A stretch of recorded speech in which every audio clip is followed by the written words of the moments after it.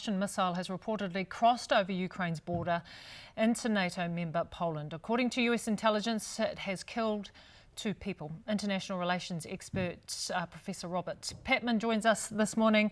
Thank you so much for joining us this morning. What were your immediate thoughts when you heard this breaking news?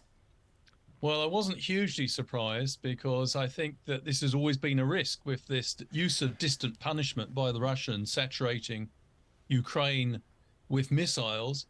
And given Ukraine's proximity to Poland and neighboring countries, this was always a possibility. The question that really, I suppose, we have to unpack here, Jenny May, is whether this missile strike was deliberate or whether it was inaccurate targeting by the Russians. The Russians are engaged in... Well, I know that some of the reporting is saying that it was stray Russian rockets, so we still don't actually know. We can't confirm which one of those 2 categories it's in, right? Yeah, but clearly that intelligence, that information is critical to the response. We know that the Polish government is having an emergency crisis meeting of its National Security Committee, and I'm sure there is quite strong and energetic consultations going on now with Washington and other NATO members. Mr. Biden's always been very clear on this, and he's warned Mr. Putin repeatedly. He said every inch of NATO territory would be defended. So I think there will be a reaction from NATO. The question is, how strong is the reaction going to be? Yeah, I was just going to ask you that, and I know I'm asking you to read the tea leaves, but this is your area of expertise, and I wonder what that response is going to be on both ways, I guess, if this is found to be deliberate or, as reports have been suggesting, that this has been a result of stray rockets hitting Poland. What do you expect that response to be?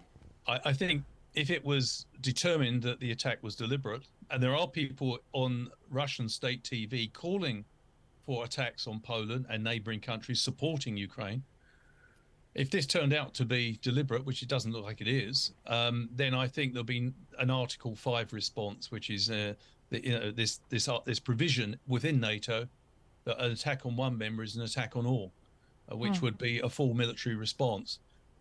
However, if it is as likely to be the case, a straying of a missile which was intended for Western Ukraine, I still think there'll be a response, and quite a strong response, but it may be an increasing provision of weaponry for Ukraine. Remember, NATO has performed a bit of a balancing act in its support for Ukraine, and it hasn't given all the weaponry Ukraine has wanted. Those sort of restraints may be abandoned in light of this episode. So we're, as you say, we're operating a little bit in the speculative area at the moment. We don't have too much information, but it seems to me this is a major blunder by the Putin regime. It sadly predictable, given the fact that Russia's losing on the ground and is increasingly trying to paralyze Ukraine's energy and water systems and fuel systems, I should say, through this intensive bombing using cruise missiles. There was always this possibility of another country being affected. And I think Mr. Putin, we're talking about NATO's response, but I think Mr. Putin is incumbent on his regime also to make clear whether this was a deliberate or non-deliberate act. So do you expect a response? No, I don't expect the Putin government to issue a response, but if they are seeking to avoid escalation, that might be a sensible move on their part. Has this changed the trajectory of this war, do you think? Oh, yes, I think it's isolated Russia even further, because this incident comes hot on the heels of a very damning statement yesterday by Xi Jinping, who said that Russia must respect the territorial integrity of Ukraine, which decoded means, excuse me, that Russia should effectively respect Ukraine as it was before the invasion. In other words, he's asking Russia to end its military operation. How do you expect things to unfold over the next couple of hours? How do you think what the international response is going to be to what's happened?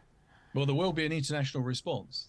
It's a question of how much and to what degree. I think the Biden administration has been very clear about this all along, that it has warned the Russians repeatedly against precisely what has now happened. So I don't think NATO is simply going to roll over. We'll just have to see how the Russians respond and how the intelligence, what it shows about the nature of the missile attack, which has killed 2 people in Poland.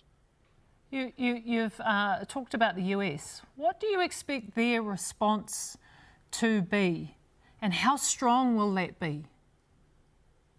I think it'll be robust. You see, the Americans have been encouraged by the Ukrainian military performance on the ground. The Ukrainians are winning the war on the ground. Yeah. They have liberated 77,000 kilometers of territory in their counteroffensive since beginning of September. And so the Americans have also been encouraged by the fact that Russia has, through its own actions, increasingly isolated itself internationally. Even countries like China and India, which were initially very ambivalent, are increasingly warning Putin that he must wind up his special military operation. And this incident shows the dangers of continuing it. And I think this is a massive own goal by the Russians. And it will, result in the Americans, I think, intensifying the pressure. Professor Robert Patman, we thank you for joining us. Just I'm bringing you the latest on that developing story we brought you from Poland, because you remember we told you that a senior US intelligence official says that Russian missiles have crossed the border into Poland, which is a NATO member, killing 2 people. And of course, NATO membership confers protection for any nation. It means that an attack on one member of NATO is an attack on all of them. Of course, Ukraine is not a NATO member, which is why NATO has not come to its support militarily in terms of boots on the ground. Well, we are hearing that the Polish Prime Minister has ordered an emergency meeting of their National Security Bureau this evening, and of course we'll bring you any more developments as they come in. We are aware of the press reports alleging that 2 Russian missiles have struck a location inside Poland near the Ukraine border.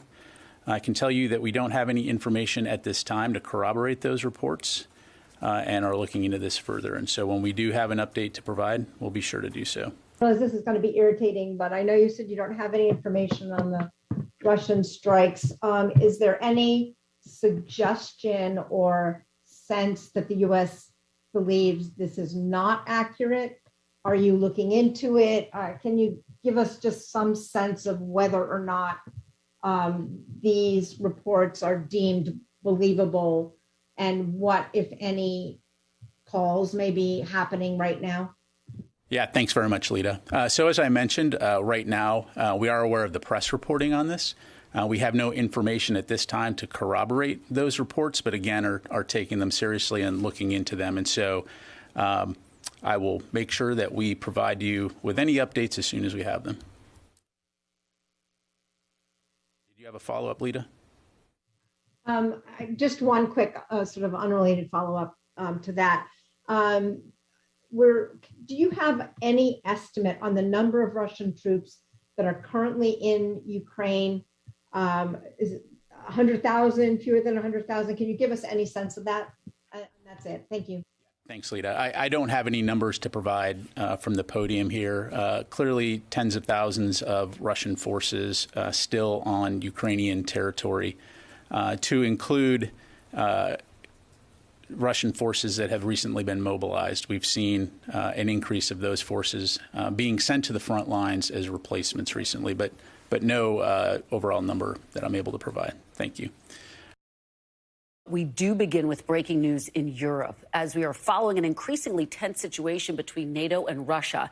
U.S. officials are working to figure out exactly what happened inside NATO territory following reports that 2 people were killed by a Russian missile that hit inside Poland, which borders Ukraine. Now, right now, U.S. officials have not confirmed the incident, but government officials in Poland have confirmed the country's prime minister and its top national security officials are holding emergency meetings.